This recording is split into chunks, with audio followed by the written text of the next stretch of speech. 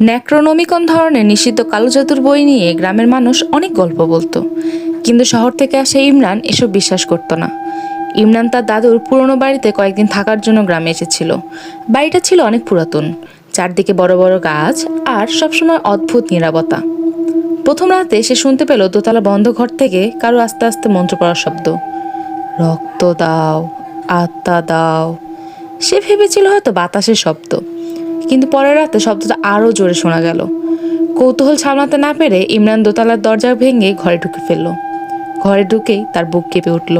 চারদিকে কালো মোমবাতি জ্বলছে, মেঝেতে লাল রক্তে আঁকা অদ্ভুত কিছু চিহ্ন, আর মাঝখানে রাখা একটি পুরাতন কালো বক্স। বক্সের ওপরে শুকনো রক্তের দাগ। ইমরান ধীরে ধীরে বক্সটা খুলল। ভেতরে একটা পুরাতন ডায়েরি। ডায়েরির প্রথম পাতায় লেখা ছিল, এই মন্ত্র কখনো পূর্ণ করবে না, একবার শুরু করলে আত্মা না দেওয়া পর্যন্ত শেষ হবে না।